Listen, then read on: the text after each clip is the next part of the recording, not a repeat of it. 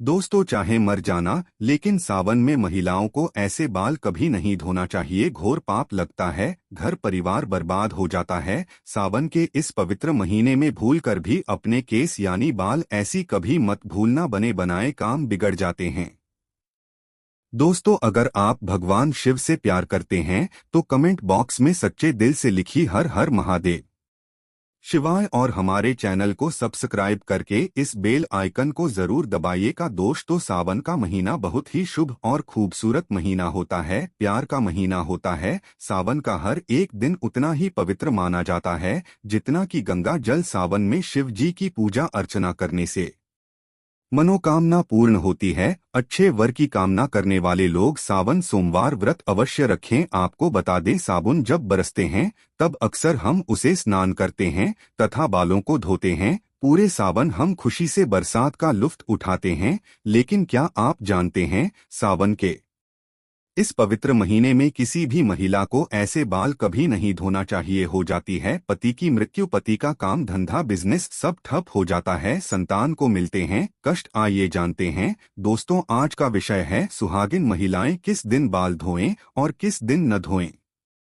सुहागिन महिलाएं गृहलक्ष्मी लक्ष्मी होती है। गृहलक्ष्मी यानी कि घर की सुख समृद्धि आप पर निर्भर है। ऐसे में सुहागिन महिलाओं को कब अपने बाल या फिर सिद्ध होना चाहिए और कब नहीं, यह तिथि और बार पर निर्भर है। दोस्तों, पहले बात करते हैं तिथि की। अमावस्या, एकादशी और पूर्णिमा के दिन बाल नहीं धोने चाहिए, बहुत ही घोर अनर्थ माना जाता है। ज्योतिष शास्त्र के अनुसार अगर देखा जाए तो अमावस्या, एकादशी और पूर्णिमा तिथि पर चंद्र या तो उच्च या फिर नीच स्थिति में होता है। ज्योतिष कहता है कि चंद्रमा मस्तक को प्रभावित करता है। दोस्तों, दूसरा, हमारे हिंदू पंचांग में तिथि के अनुसार ही व्रत और त्योहार मनाए जाते हैं। यह शुभ दिन है, इनके एक दिन पहले बाल धोने चाहिए, न कि उस दिन पर। दोस्तों, अब चलिए जानते हैं बारों के बारे में। किन बारे में बाल नहीं धोने चाहिए, कि बारे में बाल धो सकते हैं। यहाँ भी आप एक बात का ध्यान रखें कि आप किसी भी बार का व्रत रखते हैं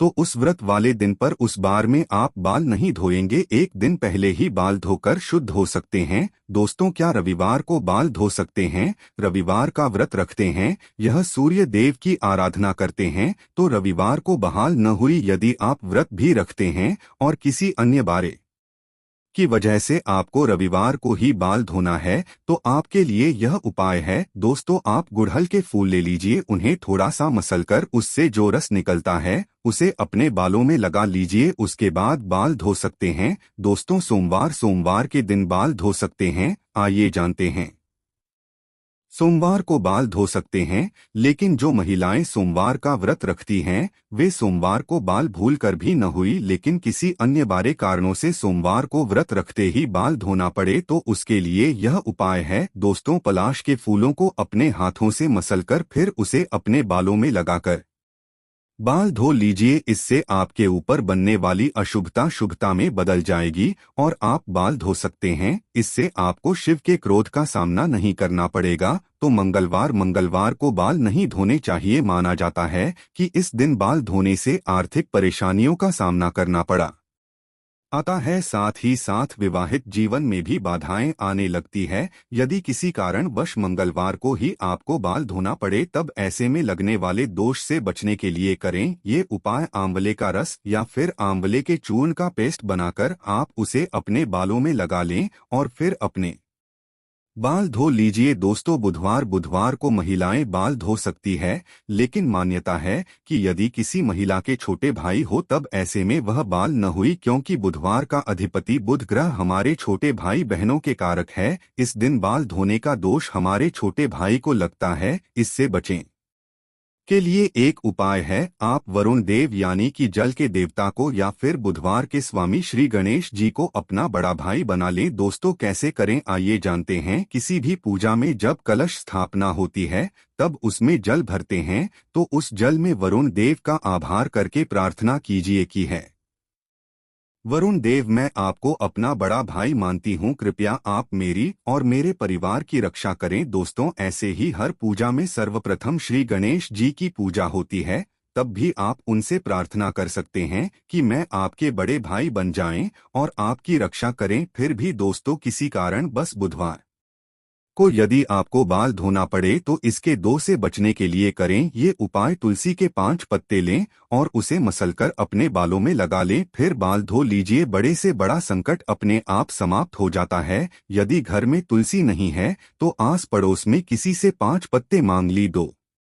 तो गुरुवार को सुहागिन महिला ही नहीं, किसी भी स्त्री पुरुष को अपने बाल नहीं धोने चाहिए। नहीं तो आपको अगले जन्म तक इसका पाप लगेगा, क्योंकि गुरु ग्रह सबका गुरु है। आपको पता ही होगा कि गुरुवार को पूछा भी नहीं लगाना चाहिए। ऐसी मान्यता है कि गुरुवार को बाल धोने से या फिर घर में लगाने से ऐसे कार्यों से मां लक्ष्मी रुष्ट हो जाती है। गुरु का नाश होने से घर में कलेश बढ़ते ही बर्बादी आती है, घर का नाश होता है। दोस्तों, यदि गुरुवार को अनिवार्य कारणों से बाल धोना पड़े तो इसके दोषों से बचने के लिए करें ये उपाय। थोड़ी सी हल्दी लें या फिर बेसन या इन दोनों को मिलाकर ही एक लेप बनाकर उसे अपने बालों में लगाएं, फिर बाल धो सकते हैं। दोस्तों, शुक्रवार के दिन सुहागिन महिलाएं अपने बाल धो सकती है, लेकिन जिन महिलाओं के पुत्र हैं या फिर जिनकी पुत्र प्राप्ति की कामना है तो ऐसे में वो लोग शुक्रवार के दिन बाल न धोएं। यदि आपको शुक्रवार के दिन किसी अन्य कारणों से बाल धोना पड़े तो उसके दोस्त से बचने के लिए करें ये उपाय। पहले अपने बालों में थोड़ी सी दही लगाएं, फिर बालों को धो लें। दोस्तों, बात करते हैं शनिवार की। शनिवार को सुहागिन महिलाएं अपने बाल न धोएं। शनिवार यानी कि शनिदेव का दिन माना जाता है। जैसे कि आप जानते हैं, सभी देवों में न्याय के लिए उच्च स्थान शनिदेव को दिया गया है। शनिदेव को न्याय का देवता कहा जाता है। एक तरह से आप इन्हें पूरे ब्रह्मांड का जज कह सकते हैं और इसी कारण सभी लोग शनिदेव के प्रचंड क्रोध से भी डरते हैं। दोस्तों, यदि आपको शनि के प्रकोप से बचना है तो इस दिन आप बाल करते ही न धोएं। किसी अन्य कार्यों से इस दिन बाल धोना पड़े तो इस दोष से बचने के लिए पहले अपने बालों में कच्चा दूध लगाएं, फिर बाल धो लें। बालों में थोड़े से कच्चे दूध का चीरा लगाकर बाल धोने से शनिदेव की बुरी दृष्टि नहीं पड़ती। दोस्तों, हम आपसे कुछ जरूरी बातें शेयर करना चाहते हैं और वह यह है कि सुहागिन महिलाएं अपनी मांग में सिंदूर भरती है। शरीर के इस स्थान को यानी कि मांग को गंगा स्थल माना जाता है, तो जब यहाँ पर सिंदूर लगाया जाता है तो उसे गंगा सिंदूर कहते हैं। यही पवित्रता और सौभाग्य की निशानी है। इसी कारण जो सुहागिन महिला नहाकर मांग में सिंदूर भरती है पूजा पाठ में शामिल हो सकती है, अगर वह बाल न भी धोए तो, क्योंकि उसे पवित्रता और सौभाग्य का वरदान मिला है। दोस्तों, लेकिन पुरुष को हर दिन बाल धोकर ही पूजा पाठ में शामिल होना चाहिए। एक और डाउट रहता है कि मासिक धर्म के दौरान आप बाल धोएं या ही अलग अलग प्रांतों में इसकी अलग अलग प्रथाएं हैं। कई जगह तथा हमारे आस पड़ोस में तो आज भी मासिक धर्म के पहले, तीसरे और 5वें दिन कंपलसरी बाल धोते हैं। इसमें तिथि या बार बिल्कुल नहीं देखा जाता। दोस्तों, वही डिलीवरी के बाद तुरंत आप तो जानते ही हैं कि मां को बाल धोने ही क्या नहाने भी नहीं देते। 11वें दिन बाल धोए जाते हैं। लेकिन इस विषय में बार और तिथि का आप जरूर ख्याल रखें। दोस्तों, आगे माता सीता कहती हैं, किसी भी सुहागिन महिलाओं को ये 5 बातें पता होनी चाहिए, नहीं तो आपको तथा आपके पति को कभी भी मान सम्मान नहीं मिलेगा। आइए जानते हैं। माता सीता कहती हैं, इस पीढ़ी को सदैव अपने बाल बांधकर रखना चाहिए, क्योंकि बंधे हुए बाल रिश्तों को बांधकर रखते हैं। स्त्रियों के खुले बाल घर का विनाश करते हैं, जो कि इसका वर्णन महाभारत काल में मिलता है। खुले बाल नकारात्मक शक्तियों को आकर्षित करते हैं। पूर्णिमा और अमावस्या के दिन बालों को कभी खुला न रखें। कहते हैं, इस दिन भूत प्रेत या कोई भी गलत ऊर्जा आपके खुले बाल होने से वह आपको अपना शिकार बना सकती है। माता सीता ने दूसरी बात बताई थी, कभी भी सुहागिन महिला को पति के बगैर बाहर नहीं जाना चाहिए। इसे तत्काल बहुत ही घोर अनर्थ माना जाता है। माता सीता की तीसरी बार, किसी भी स्त्री को अपने घर की गुप्त बातें बाहर नहीं कहनी,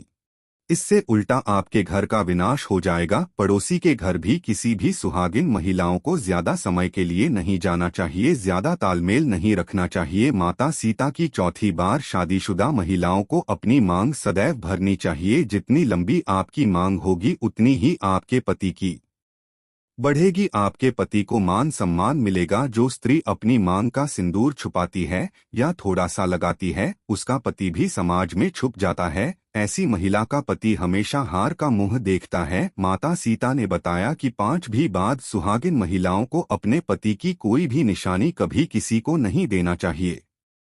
इससे पति की मृत्यु निकट भविष्य में हो जाती है। पति की कोई भी निशानी पत्नी को सदैव दिल से लगाकर रखना चाहिए। दोस्तों, अंत में माता सीता कहती हैं, इसको सदैव अपने पति यानी कि परमेश्वर के पांव अवश्य दबाना चाहिए। पुरुष के घुटने से लेकर पिंडली तक का भाग शनि का होता है तथा इस तरीके का इसे लेकर उंगली तक का भाग शुक्र का होता है। और जब भी शनि पर शुक्र का प्रभाव पड़ता है तो धन की प्राप्ति का योग बनता है। आठ स्त्री को प्रतिदिन अपने पति के पैर दबाने चाहिए। दोस्तों, इसीलिए हमेशा आपने देखा होगा कि लक्ष्मी जी भगवान विष्णु के पैर दबाती रहती हैं और इसी कारण वह धमकी दी